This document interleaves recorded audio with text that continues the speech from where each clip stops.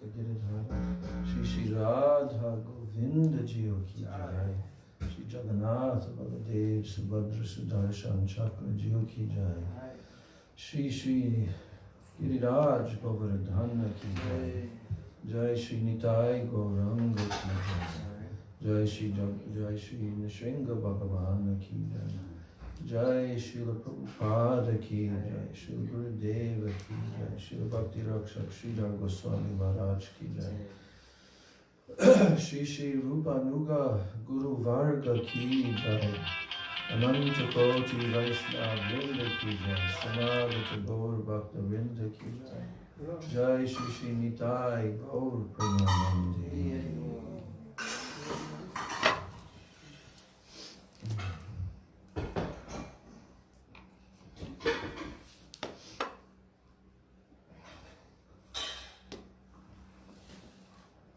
Gopanandini Didi, thank you for the banana cake and the very sweet card of appreciation. Hare Krishna.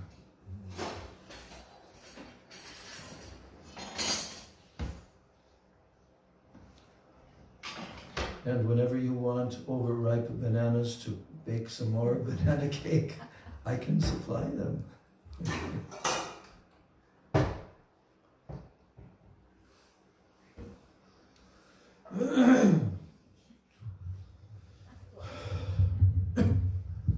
Vandeham Shri Guru Shri Jataha Padakamalam Shri Gurun Vaishnavamscha Shri Rupam Sagrajatam Sahagana Raghunathan Vitam Tam Sajivam Sadvaitam Savadhutam Parijana Sahitam Krishna Chaitanya Devam Shri Radha Krishna Padam Sahagana Lalita Shri Vishakhan Vitamscha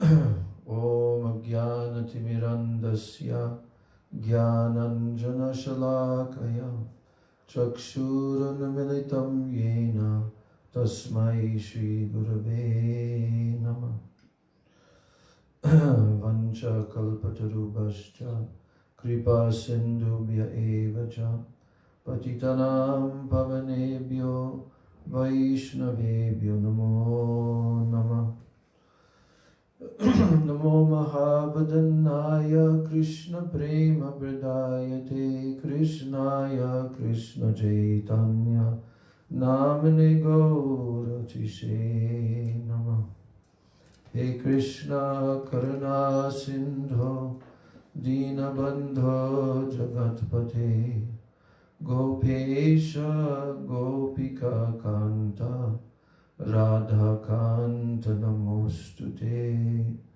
Tapta Kanchana Gaurangi Radhe Vrindavaneshwari Vrishabhanu Sute Devi Pranamami Hari Priye Jayatam Shuruto Pangor Mama Mandamatergati Matsarvasva Padambojo Radha Madana Mohano Divyad Vrindaranya Kalpadrumadha Srimad Ratanagara Singhasanasto Srimad Radha Srila Govinda Devo Preshtadibhi Sevyamano Smarami Shriman Rasarasarambhi Vam Shivatata Takstitaha Karshana Venusvanair Gopir Gopinata Shriyestunaha Vrindai Tulsi Debai Priyai Keshavasyacha Krishna Bhakti Prade Devi Satyavachai Namo Namaha Vande Shri Krishna Chaitanya Nityanando Sahodito Gaudo Dai Pushpavanto Chitro Shamdo Tamo Nudo Panchatattvatmakam Krishnam Bhakta Rupa Sarupakam Bhaktavataram Bhaktakyam Namami Bhakta Shaktikam Shri Krishna Chaitanya Prabhu Nityananda Shri Advaita Gadadhar Shivasadi Gaur Bhakta Vrinda. Hare Krishna, Krishna Krishna, Hare Hare, Hare Rama, Rama Rama, Hare Hare. Hare Krishna, Krishna Krishna, Hare Hare, Hare Rama, Rama Rama, Hare Hare. My Dandavat pranams at the lotus feet of my most worshipable beloved Gurudev, Nitya Leela Pravishta, Om Vishnu Pad Paramahansa, Asto Tarashata Sri Srila, A.C. Bhakti Vedanta, Swami Maharaj, Srila Prabhupada, and my Dandavat pranams to the lotus feet of my beloved worshipable Siksha Gurudevs, Nitya Leela Pravishta, Om Vishnu Pad Paramahansa Statarasata Sri Srila Bhakti Rakshak Sridhar Goswami Maharaj, and Nitya Leela Pravishta Om Vishnu Pad Paramahansa Sto Tarasata Sri Srila Bhakti Vedanta Narayan Goswami Maharaj. And my Dandavat pranams to all of my Sri Sri Rupa Nuga Guru Varga, and my Dandavat pranams to all the Vaishnavas and all the Vaishnavis.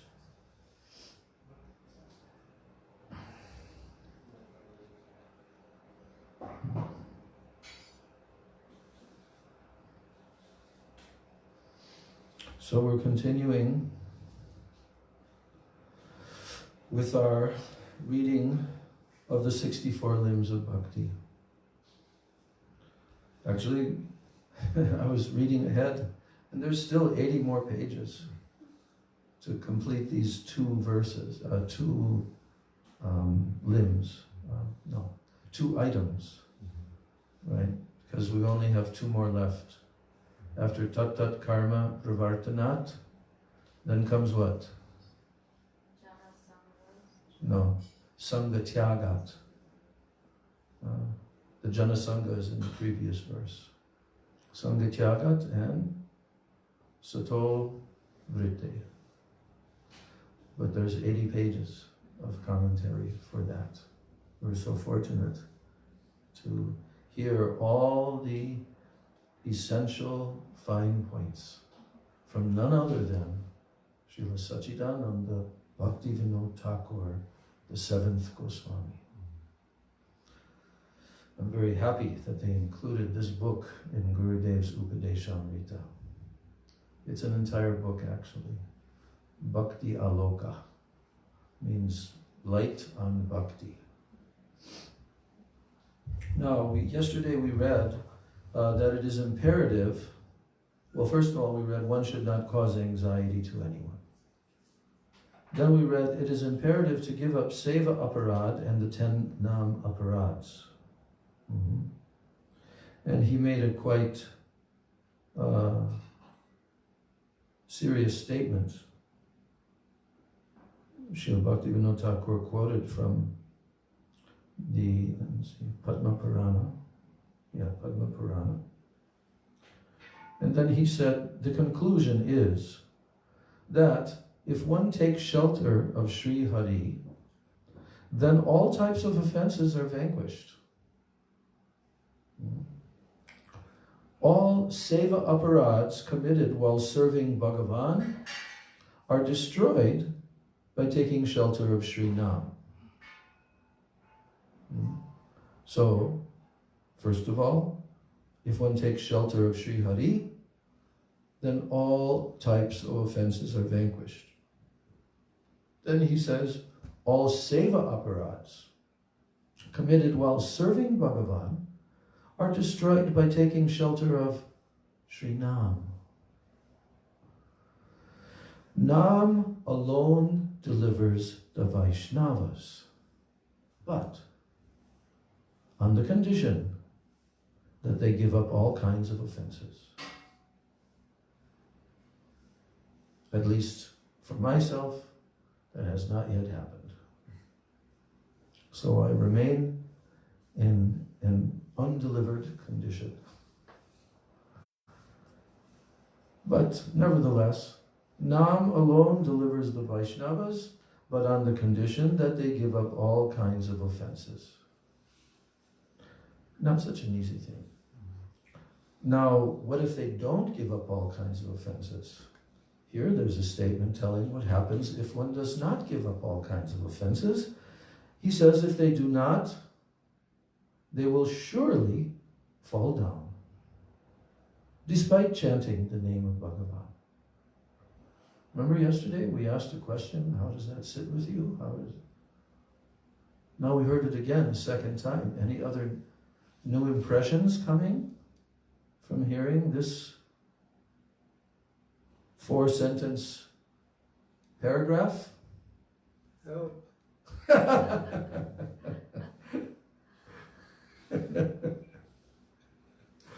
Yes. It always seems the first and 10th offenses, those seem to be the most, I don't know, I would say subtle, but one seems more prone to those than any. But actually here, it was saying that, this is not even saying namaparas. Here he just said all kinds of offenses, because there's 4 different types of aparat. Aparat means offenses, so there's 4 different types. Seva aparat, namaparat, Vaishnava aparat, and Dham aparat, yes. Yeah. So, the holy name is our shelter. We can always take shelter of the holy name. That is what is being told here, that only the name can deliver the Vaishnavas. So if someone's not chanting, it seems that they would not have very much of a chance of being delivered. It doesn't mean they can't get, what? Sukriti. Right? Definitely they get Sukriti. But that's not our aim and objective, is to gain more Sukriti in the midst of our offenses. No? Yes. I remember after the Mangalarti for so many years we would say the 10 offenses. You remember that? Yeah, we would say the 10 offenses before we'd start chanting japa. And there's some, it's from the Nectar of Devotion actually, it's listed there, how, actually I have to look it up, I don't remember.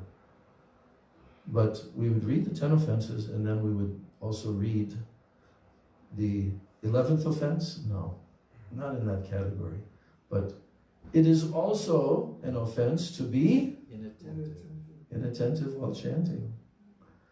And we did hear some commentary in our classes on Bhaktivinoda Thakur's essays on this point. Quite serious.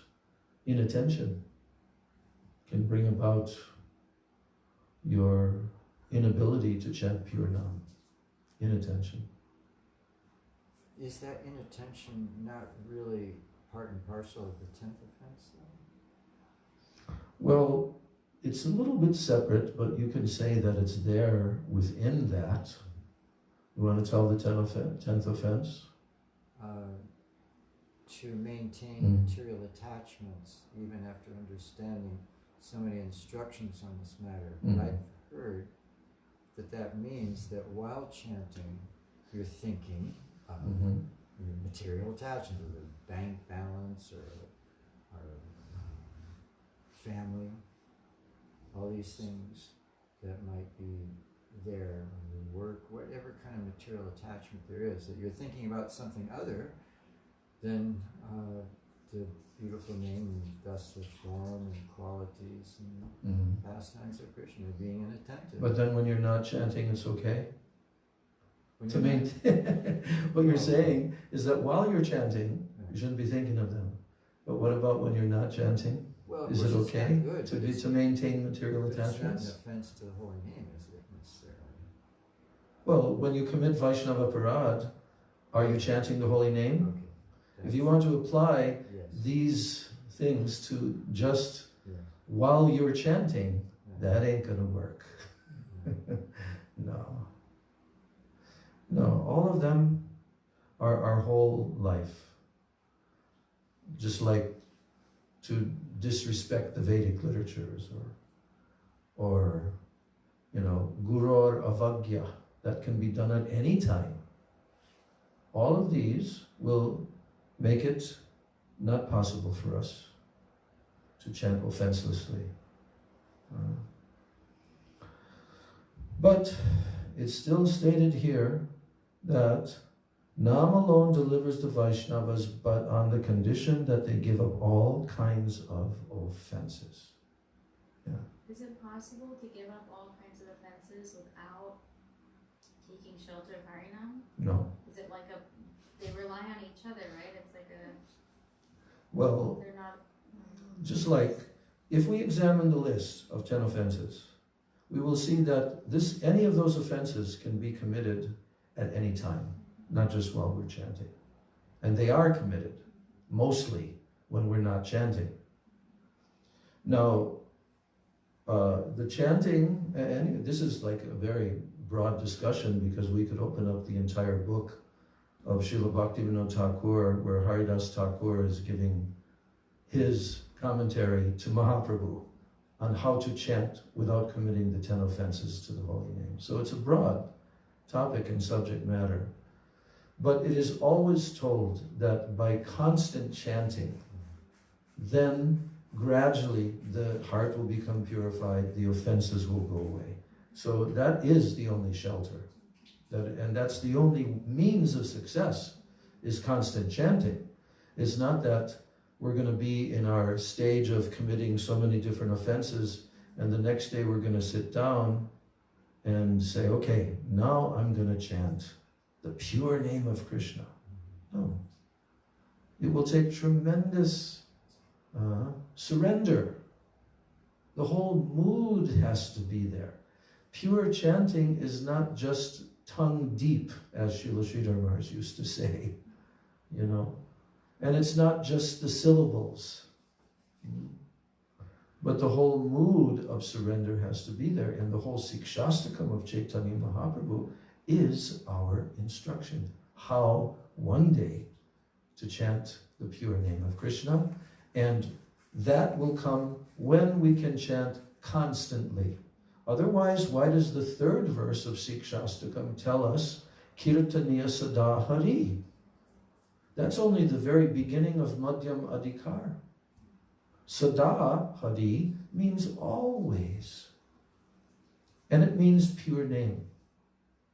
Trinadapi Sunichena, Torodapi Sahishana, Amanina, Manadena, Kirtaniya Sada Hari. One can chant the holy name of the Lord. We know this translation. In a humble state of mind, thinking oneself lower than the straw in the street, more tolerant than a tree, devoid of all sense of false prestige, and willing to offer all respects unto others. In such a state of mind, one can chant the holy name of the Lord constantly. So this is describing, if we read Bhajan Rahasya, I hear so often Bhakti Swarup Sridhar Maharaj's recordings and his Bhajan Rahasya classes. So each verse of Sikshastakam is very, very condensed. Therefore, Bhaktivinoda Thakur expanded an entire chapter of different shlokas and different instructions. And he gave a general map that third shloka is the beginning of what? Nishta. And Nishta is the beginning of Madhyam Adhikar. Right? And there's different stages of Madhyam. But to come to Nishta, what is required before that? Anartanavritti. And Anartanavritti will come over a period of time, isn't it? This is not that one day we'll say, I'm going to chant a lakh of Harinam, and then after that I'm going to be devoid of all all aparads and all anarthas. No. This will have to develop. So Sri Nam is a person, is Krishna himself, is not just syllables, but he comes in the form of syllables. That's his most merciful manifestation for the jivas in the universe. There is no more merciful manifestation than his form as Sri Nam. So this is the process. This is the religious principle of the Kali Yuga. The Yuga Dharma is Harinam Sankirtan, Sri Krishna Sankirtanam, Param Vijayate. It will be all victorious, all victorious. So only through this process will we ever be able to chant Harinam without offenses. So, but if the Vaishnavas do not give up all kinds of offenses, which is the case with the majority of devotees. It doesn't mean it's all finished, but it means they're not very safe. Because if they do not, then they will surely fall down, despite chanting the name of Bhagavan. Why? Why will they surely fall down? Because of the anarthas. Apparat is in an anartha. One can be chanting, one can be doing so much good seva, one can be, endeavoring as a proper aspiring sadhak, but then suddenly commit a Vaishnava Apparat against a Mahabhagavad Vaishnava, which we have seen happen numerous times. And it's in the Shastras as well. So what will protect? So the point is, there has to be an actual conscious effort to give up offenses. That's what he's saying here. Even in our ordinary dealings with one another and one person to another, human beings in this material world, there's certain etiquette that has to be followed. If you want to have a relationship with someone, you want to, develop a friendship with someone, there are protocols that have to be followed. So what to speak of with the Supreme Lord and his holy names and the Vaishnavas and the pure Vaishnavas? You see? So that's my understanding of what he's saying here, is that constant chanting, constant effort, it cannot be an unconscious effort. It will have to be a conscious effort to adopt. That's why we have Upadeshamrita. That's why Mahaprabhu gave it. That's why Rupa Goswami wrote it. Because it's the guidebook. And if you do not follow each and every verse of the Upadeshamrita, no chance whatsoever of attaining bhav. And then finally praying. No chance. No chance. No chance. Nastyeva, nastyeva, nastyeva. Is that true or not? I think we know. This is true. So it's a serious matter.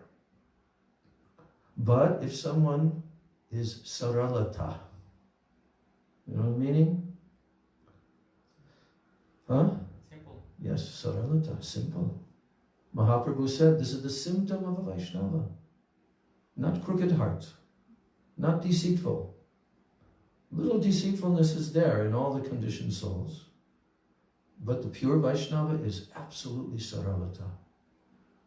So this is the road to success in bhakti. Because saralata means you can be trinada pisanich.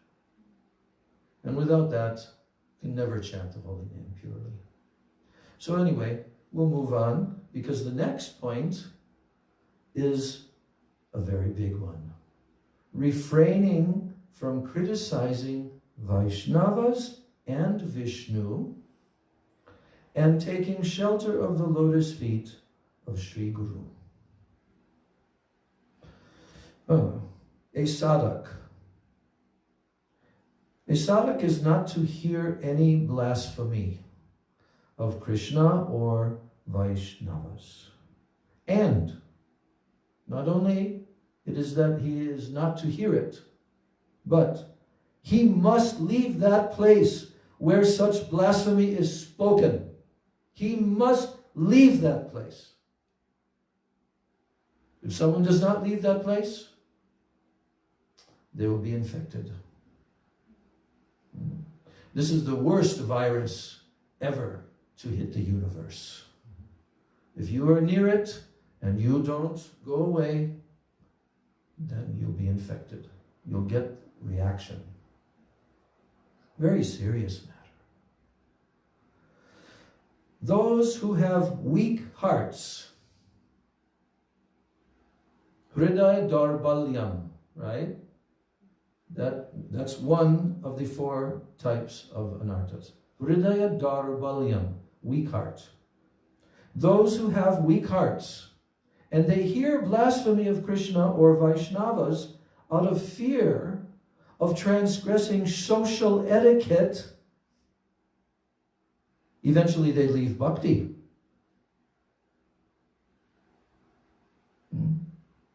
They, because I'm in such and such institution or society, or everybody's looking at me, or whatever it may be, if they don't leave that place, they'll leave bhakti. And I think I can quote Srila Gurudev by also saying, bhakti will leave them. And there is no pure bhakti in such and such place where that has happened. So by respectfully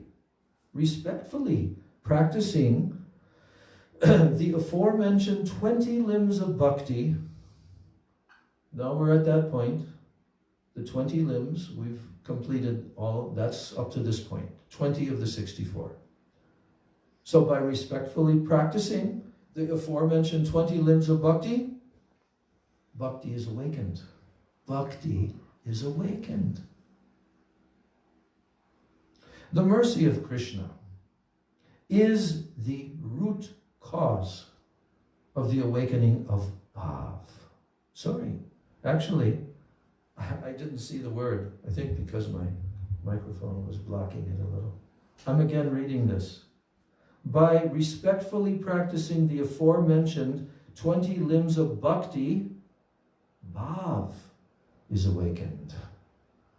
That's a big difference. Do we want bhav? Everyone here, you want bhav? Why? Let's talk about why we want bhav. To go beyond just the Vaidhi sadhana. So the goal of Vaidhi sadhana is to enter into bhav. Otherwise, there's no progress. There's no development of reuniting our constitutional position and being fully engaged with Krishna. Otherwise, it's just practice rather than spontaneous. Oh, before I forget, who was telling me? Some devotee was mentioning to me that in these classes on Facebook, the questions and the dialogue that I'm having with the devotees, they can't hear it. So the only solution to that is that we have a second microphone, and I think we already have one. We have so many mics, don't we?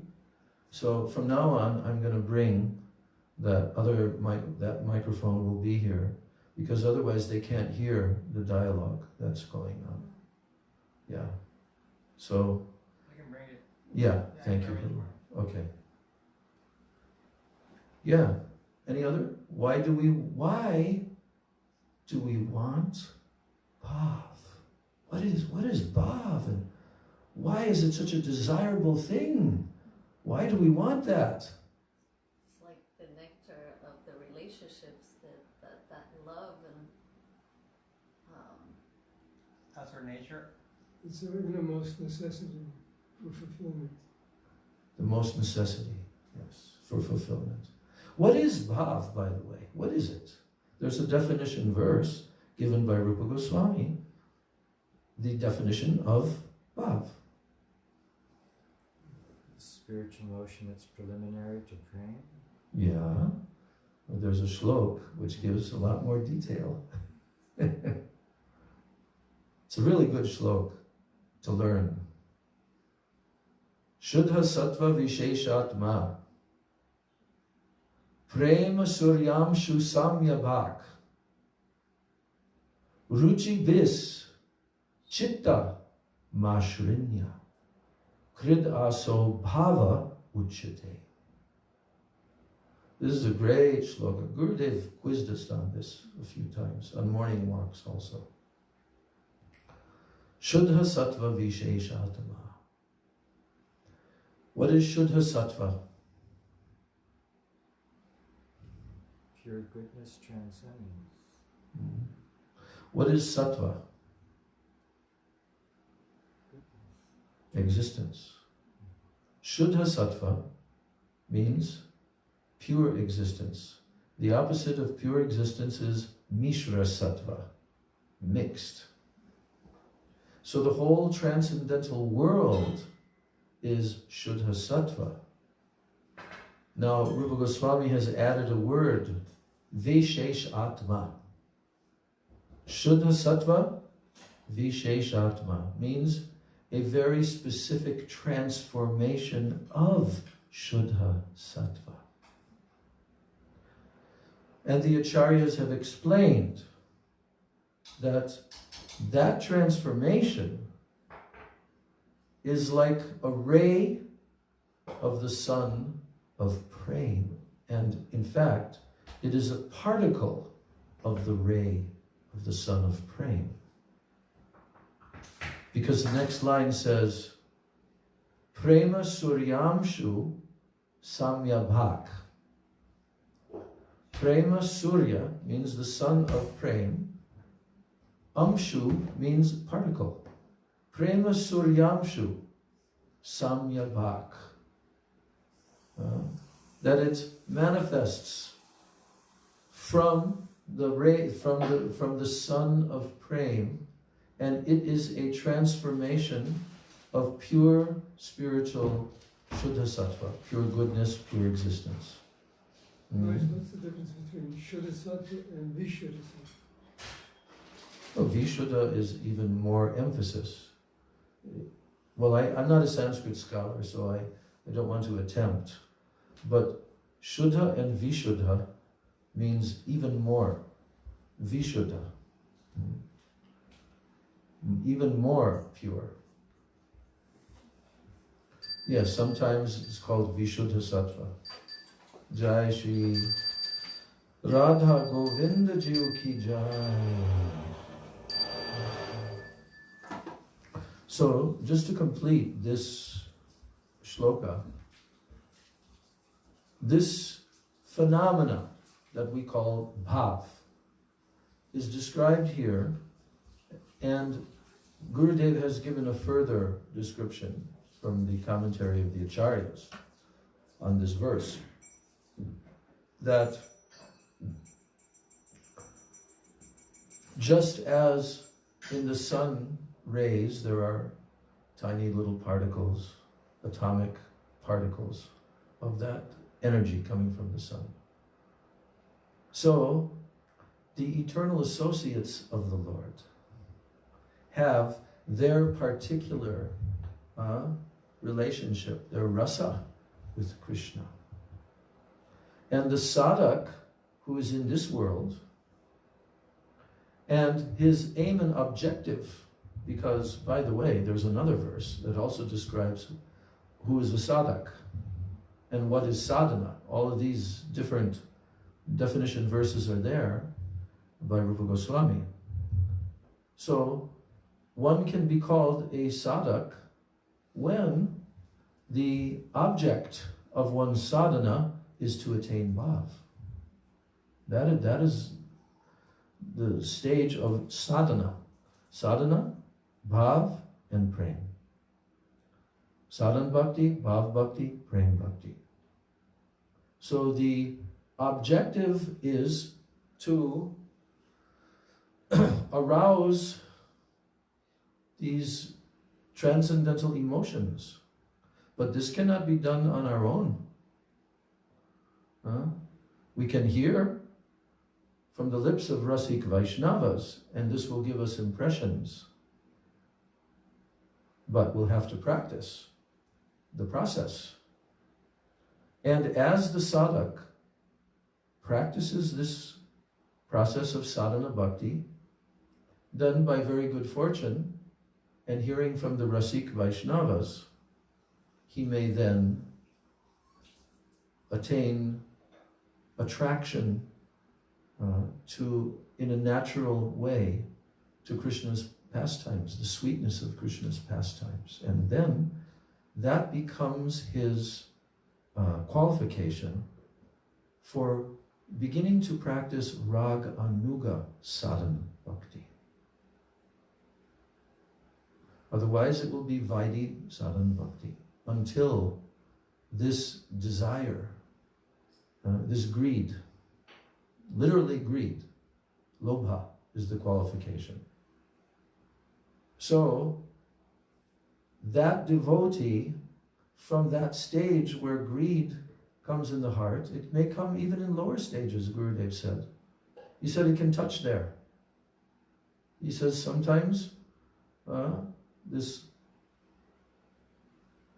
greed can touch in the lower stages by the association of such pure Vaishnavas who are immersed in the moods of Braj, Brajras Bhav. So then, when the sadhak begins to practice his 64 limbs of bhakti, then his mood becomes one of longing, desire to attain a similar mood that one of the associates of the Lord has in their mood and their service to Krishna. That will be the key, because then one will begin to practice bhakti, hearing and chanting about those particular pastimes of Krishna to which one aspires, and vrajaloka anusarata.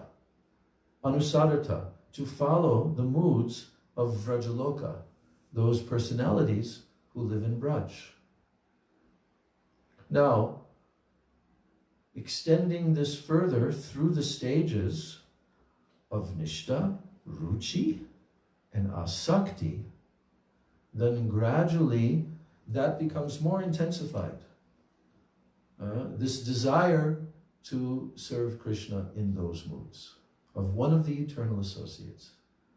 It could be cowherd boys, it could be Vatsalya, like Mother Yashoda.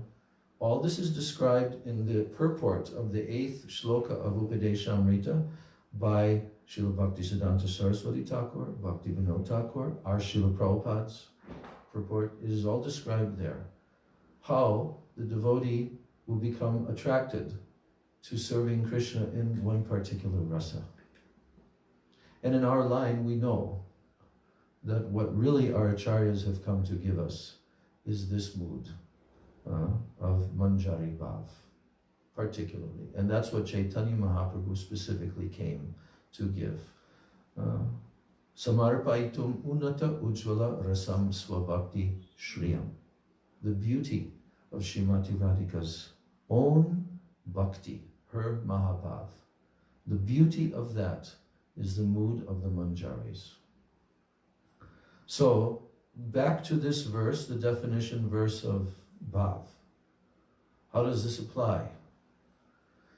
This Shuddha Sattva Visheshatma, Prema Suryam Susam Yabak, which descends down from Goloka Vrindavan. A particle of a ray of the prem that is emanating from the hearts of those associates, that will enter into the heart of the sadhak who's just on the threshold of attaining bhav. And then what does it do? Rupa Goswami says, Ruchi bis chitta mashrinya.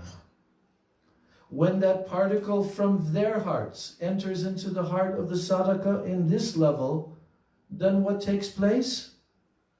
Various ruchis. Ruchis means tastes. Ruchi bis chitta mashrinya. Mashrinya means melting. Melting. at that point, the chitta, the heart, becomes melted by various ruchis, of which there are 3. These are aspirations, these tastes, these ruchis. So the stage of bhav is our goal initially. And when one attains the stage of bhav, now he has no more identification with the material body. He becomes a siddha, not a sadhak. He's not a sadhak anymore. Now he's siddha, because he's realized his swarup, swarup siddhi, while he's still here in this world, fully realized. But still he goes on with his practice in the stage of bhav. And when that fully ripens, then he's just about to attain the stage of prem, of which bhav is a preliminary form, but yet it's in a separate category. Rupa Goswami. That's all discussed in Bhakti Rasamrita Sindhu Bindu. That bhav, in a separate category from prem, that devotee will continue to perform his sadhana, completely enriched and immersed in all of those Braj Ras moods. And finally, at a certain point, it will be decided by Yogamaya to bring that devotee to another universe where Krishna is performing his pastimes. She arranges. And then that devotee enters into the womb of a Braja Gopi in the Baum Leela pastimes of Krishna. And that is the first time when they will have direct, they will see Krishna directly. This is written in Prabhupada's Krishna book, by the way. He says, and he says this is discussed in the book of Vishwanath Chakravarti Thakur called Krishna Bhavanamrita. So that's why by respectfully practicing the aforementioned 20 limbs of bhakti, bhav is awakened. That's how it's done. So that's why it's called Shraddha, then Sadhusanga, and Bhajana Kriya. Without Bhajana Kriya, the actual practicing the limbs of bhakti, bhav will never be awakened. So he goes on and he says, the mercy of Krishna is the root cause of the awakening of bhav. Is a root. Without sadhusanga, one cannot achieve the mercy of Krishna. In this regard, taking shelter at the lotus feet of a bona fide guru, Guru Padashraya, and receiving mantra initiation, Diksha, and serving the spiritual master, Guru Seva, are the root cause of everything. We can remember this sentence. Everything. This is the root cause. So how essential is that? Guru Padashraya, receiving Diksha, mantra, and Siksha, and doing Guru Seva. That's everything. This is the root cause of everything. Everything that will transpire in our spiritual lives is based upon our own efforts to do bhakti. I'm remembering once Gurudev was talking about how Sri Guru, how he will help the sadhak. He said, I will show you the pathway that you'll have to walk on. Right? And I'll also walk with you. I'll walk along with you on this pathway. I'll show it to you, then even I'll walk along with you. But one thing I will not do. You know what that is? Carry you. Yes. I will not carry you on my shoulders. You will have to walk on your own 2 feet. Gurudev went like that. So what is walking on one's own 2 feet and not expecting Guru to carry you on his shoulders? What is that? What is that walking? To really practice. Yes. To perform the limbs of bhakti. No one can do it for you. You have to do it. Okay. Now, we come to the next section after already having heard these 20. Here he says, classifications of bhakti, dasya, sakya, and others. So this is about that, classifications of bhakti. All the limbs mentioned above, from accepting Vaishnava markings and symbols, up to dhyana, means meditation. These are all limbs of, one of the limbs of bhakti, archan. Archan. So if someone says, well, there's no need to mark my body with tilak, they are very mistaken. These are one of the limbs of bhakti in the form of archan. We may not be doing direct, some devotees have the service to do direct archan of Thakurji, cook for them and make offerings and do artiks and so forth. But every Vaishnava can do some of the limbs of archan, and one of them is to put markings on the body. One is to perform sadhana of these limbs of bhakti to the best of one's ability after receiving them from Sri Gurudev. So there you go. We've all tried to do that. We've all tried to do to the best of our ability. So, dasya, servitude, sakya, fraternity, and atma nivedana, surrender of the self. These are activities that awaken bhav. Again, these are activities that awaken bhav. What is that? Dasya, sakya, and sharanagati. So, those are the 3 final of the 9 limbs of bhakti. Right? Shravanam, Kirtanam, Vishnu, Smaranam, Padasevanam, Archanam, Vandanam, Dasyam, Sakyam, Atmanivedanam. The last 3. And here he's telling us that, these are the activities that awaken bhav. Developing this mood of servitude and fraternity. Krishna is my only real friend. And what? Atmanivedana.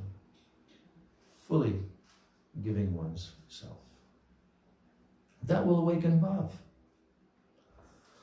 Only after sincerely practicing these activities will bhav arise. What does that mean? Only after sincerely practicing these activities, bhav will arise. Only. Is that like the monkey and the kitten?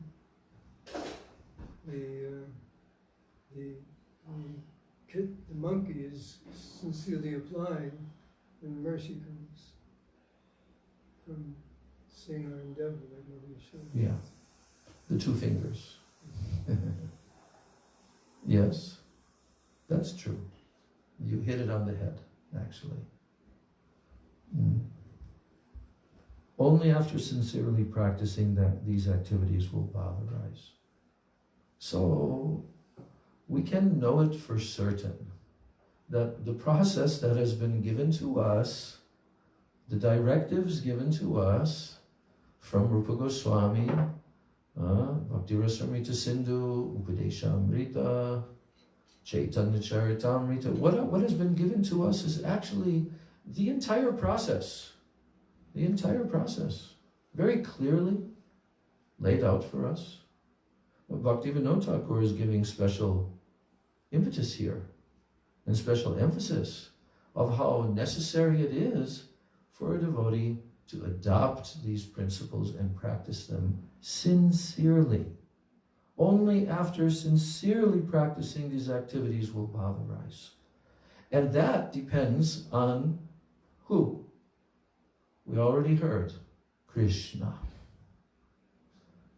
His mercy is the root cause of bhav. So how do you get his mercy? You also have to be a cat. Right? But you also have to be a monkey. Both have to be there.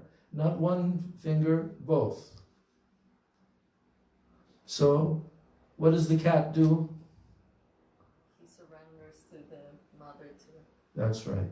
So that means mercy. Right? But what does the monkey do? He holds on for dear life. We've seen them, huh? Jumping. Real little tiny, almost like newborn almost. Sometimes the mother is still holding because he's quite young. But once that he's grown even, I don't know, a couple of weeks or whatever, then he has to hold on. And if he doesn't hold on, left behind. That's monkey life. So that endeavor is required.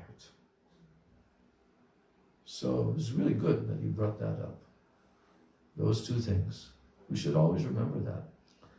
You know, the thing is that I feel some sadness when I see very nice persons who are devotees not practicing. Becoming very, very slack, giving up the practices, sometimes can barely tell the difference between their lifestyle and an ordinary person. You know? This is sad because somehow they are not understanding properly. Or, I don't know, some kind of reaction to offenses, whatever it may be. But we have the key in our hand, literally, given to us by Guru. And we just have to apply it. And if we do, we'll be successful. Of course, there will be obstacles, no doubt. All those kind of tests are necessary. We talked about that, I think, yesterday. Right? All those tests are very, very necessary for us.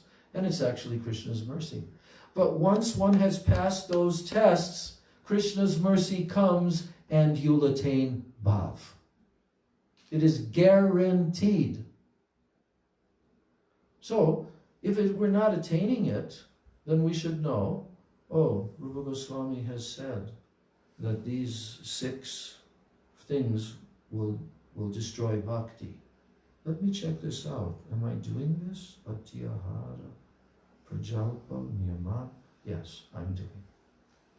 We will find, for sure, that we are not properly applying the process. So then what do we do when we discover this? If we're sincere, which is a big if, and we're not deviated by bad association, then we get back on track. That's all. We try to be in the best association. We try to practice sincerely to the best of our ability. Then mercy will come. Yes, so he says,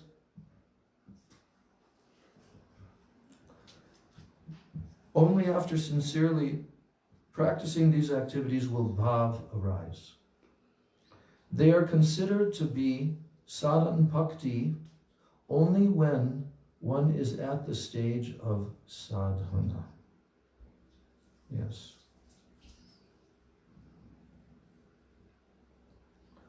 Yes, so that means that all of these activities, when one is in the stage of sadhana, then the application of those activities is called sadhana bhakti. But after one has practiced sincerely that sadhana bhakti, then bhav will arise. So there's a difference. Now he says, whatever one's most cherished items are in this world, and whatever is very dear to oneself, is to be offered to Bhagavan, Sri Krishna. The result of this is wonderful. Whoa, what's he going to tell us now? Because we just heard that offering the things that are cherished to you, to Krishna, if you do that, the result of this is wonderful. The purport is that one ought to not enjoy anything that is dear to oneself, but rather offer it to Sri Krishna and enjoy it as his prasad. We could probably discuss this at quite some length, because there are so many things that are dear to us in this world. But if we directly try to enjoy those things, no, it will confound our practice. So we offer them to Krishna, and then we enjoy. So you don't have to give up your Lara bars and your... You have to offer them to Krishna and take his prasad. What time did we start the class? Quarter. Okay, so we'll go another 5 minutes. The next item, next section is called All Endeavors and Worldly Activities are to be performed for Krishna.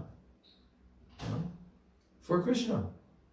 All endeavors and all worldly activities are to be performed for Krishna.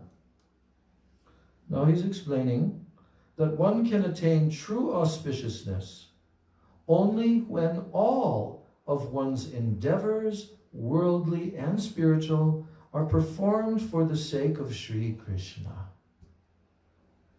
Then one can attain true auspiciousness.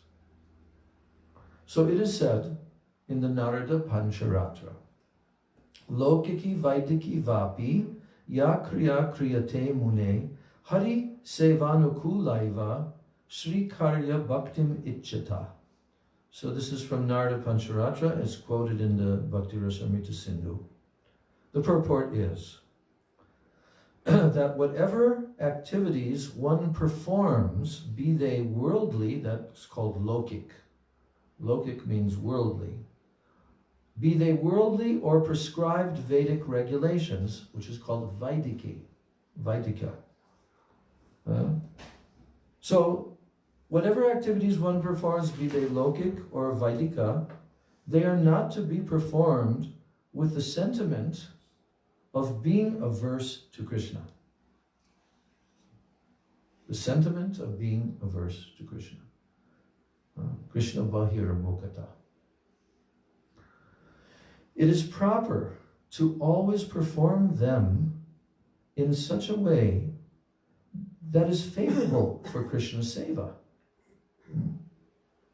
So let's remember this very carefully. Whatever activities one performs, whether they are lokik, meaning what? Worldly activities, or whether they are prescribed Vedic regulations, Vaidika. So they should not be performed with the sentiment of being averse to Krishna. He'll explain that more. It is proper to always perform them in a way that is favorable for Krishna Seva. All your worldly activities as well. All should be favorable for Krishna Seva. Now, smarta samskaras, such as marriage, they are Vaidika, according to Vedic regulations. So, marriages, Whereas the social and the bodily activities performed to maintain one's social standing are called lokika. So, these are the ordinary worldly activities, social and bodily activities. Marriage is for nurturing Krishna-centered activities. Marriage is for nurturing Krishna-centered activities. Procreation is for increasing the number of Krishna's what? Devotees. Yes. Krishna's servants. Offering oblations to the forefathers is for satisfying Krishna's servants. And feasting is for gratifying Krishna's living entities. In this way, all activities must be done in such a way that they are favorable for service to Krishna. And if one follows accordingly, then the fear of getting entangled in the worldly section of the Vedas dealing with fruit of action, karma kanda, that fear is eradicated. Understanding that his body, his home, his society, etc. belongs to Krishna, the sadhaka should protect them. Guess what that's called? This is called Krishna samsara. Remember that verse? Bhaktivinoda Thakur, Nadiyo Godrume Nityananda Mahajan, that song. And at the end, there's a very excellent verse that he concludes that song. Gurudev spoke on this verse. And it's like the formula. Very simple formula is given there. Bhaktivinoda Thakur, the author of that song, he's referring to what constitutes Krishna samsara. So there he says, Krishnara samsara koro, chadi anachar, jive doya, Krishna nam, sarva dharma sar. What does that mean? Sarva dharma sar. The essence of all your activities. The essence of dharma. The essence of dharma. Sarva dharma, there are so many dharmas, but the essence of that are these four. These four activities, if one does. First one is Krishnara samsar koro. Make your samsar, your lokiki and your Vaidika activities and like that, make that for Krishna. It's Krishna samsar. We just heard that beautiful explanation about marriage and procreation and offering oblations, feasting, and all of this in relation to Krishna. So he says, understanding that his body, his home, his society, etc. belongs to Krishna, the sadhak should protect them. And this is called Krishna samsara. So the sadhak has duties to protect his body, to protect his home, if he's a householder, and society also. And seeing that all the living entities are Krishna's servants, right? Because it said here that feasting is for gratifying Krishna's living entities. And offering oblations is to the forefathers for satisfying Krishna's servants. Krishna's servants. Because those forefathers, especially the forefathers of Vaishnavas, they're Krishna's servants. So it is for helping them, right? It's to serve them. Marriage is for nurturing Krishna-centered activities. Krishna-centered means that everything is for Krishna. Yeah, everything is for Krishna. And procreation, to increase the numbers of Krishna's servants. I remember that famous quote of Srila Bhaktisiddhanta Saraswati Thakur. You remember? Yes. How's it go? He said, if I if I know that that procreation will result in Krishna devotees, I'm prepared to do it 100 times. Yes. Naishtika Brahmachari, topmost Paramahansa Mahabhagwat, he's saying, and sannyasi of the highest caliber, if I can produce pure devotees, bring them into this world, I am prepared 100 times. You see? So this is the beauty of bhakti, really. There's no other process. And that's why Chaitanya Mahaprabhu came to teach everyone. All of his teachings that he gave in his life to all of his disciples and followers, and is coming down to us through the Rupanuga Guru Varga.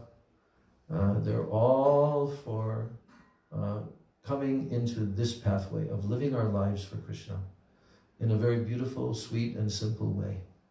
Don't need much, but we need mood. Yeah? We need to perform our activities as Krishna-centered. So Krishnara samsara koro, I'm finishing with this. Chadi anachar. Chadi anachar means what? Give up anachar. What is anachar? There's sadachar and anachar, bad behavior. Sadachar means following Sadguru, and all the activities. And anachar means actions which are opposed to that. So he says, Chadi anachar. Give up all the activities that are not in line with what the acharyas are instructing. So make your life Krishnara samsar. Give up all anachar. Jive doya. It's a big one. It's one of the 4. Jive doya. Have mercy for jivas. That is essential. It's actually so nice that in the beginning of the movement, Srila Prabhupada engaged all of his disciples in doing welfare work. Srila Sridhar Maharaj calls this welfare work for the jivas, to go and rescue the jivas. So even though we were brand new, brand spanking new, we were immediately engaged. I just might tell my little story. The first day that I joined the temple was 5 o'clock in the evening. I arrived from the first plane that I ever flew on, just 10 days before I turned 18 years of age. And I came to the door of the temple and I was greeted and brought in. And then that evening, you know, we had artik and prasadam and everything. And then the next morning was my first morning program, and woke up for Mangal Arti, took the bath, and then put on the tilak, went into the temple room. And after the Mangal Arti, chanted my first 16 rounds with all the devotees, right? And then later we had breakfast and an hour or so to do some cleaning services. And then we got into the van. We piled into the van, these big, huge maxi vans with no seats in the back, everybody all squeezed together. I think there was at least 20, 25 devotees. And the whole day. I mean, that was a long amount of time, you know. We were chanting in front of some big department store in Detroit. And, you know, and so as we used to do, we would all line up in like 2 lines and chant and dance, and people would come, and then someone would stop and give a little talk to the people. And all of a sudden the devotees put a few magazines in my hand and said, go and give them to the people. So there I was. And I was in a dhoti and everything. I hadn't shaved my head because I had to wait for Bhagavan to come back. He was in Los Angeles along with the first 11 leaders that were called by him to come, and he made the GBC that very same week that I joined, and then Prabhupada left for Japan and India. So I still had some hair, you know, and I went up to a lady who was there and I handed her a book and I was talking with her, telling her a little bit what I knew. And then she said, are you going to shave off your beautiful hair? And I said, yeah, I am. Oh! Motherly kind of person, you know. What? My father had the same reaction when he'd go to the temple to see me the first time. Do what you want, Bob, but unless you shave your head.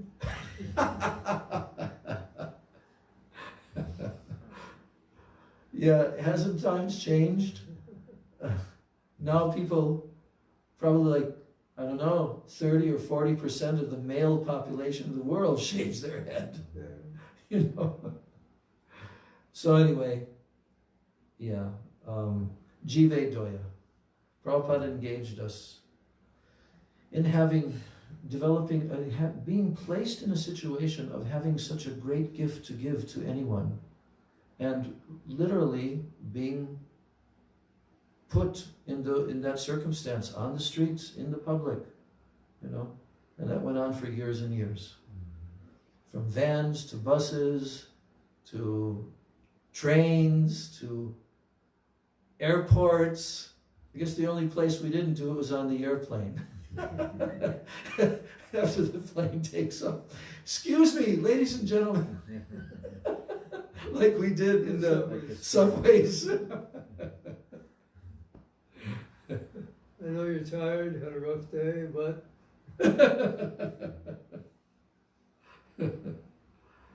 Okay, and then finally, Jive Doya Krishna Nam. That's the last thing. Sarva Dharma Sar. Chanting Harinam, having mercy for the jivas, making your life Krishna Samsar, and giving up all bad activities. This is the Sarva Dharma Sar, the essence of all Dharma. Jai Srila Bhakti Vinod Thakur ki jai, Shri Sachidandan Gaur Hari ki jai, Nitai Gaur Premananda. Hari Hari Bol. Vancha Kalpatarubhyascha Kripa Sindhubhyacha Patitanam Pavanebhyo Vaishnavibhyo Namo. Hare Krishna, Krishna Krishna, Hare Hare, Hare Rama, Rama Rama, Hare Hare, Hare Krishna, Krishna Krishna, Hare Hare, Hare Rama, Rama Rama, Hare Hare, Hare Krishna, Krishna Krishna, Hare Hare, Hare Rama, Rama Rama, Hare Hare, Hare Krishna, Krishna Krishna, Hare Hare, Hare Rama, Rama Rama, Hare Hare, Hare Krishna, Krishna Krishna, Hare Hare, Hare Rama, Hare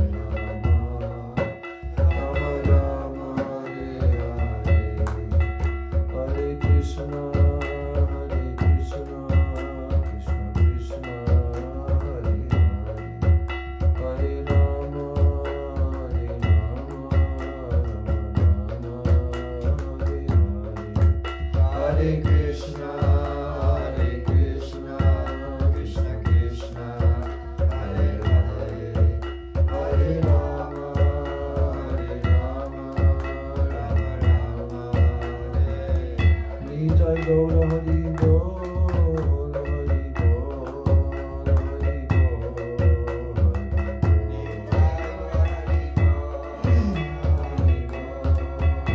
Hari Nitai Gaura Hari Bol, Hari Bol, Hari Bol, Hari Bol, Hari Bol,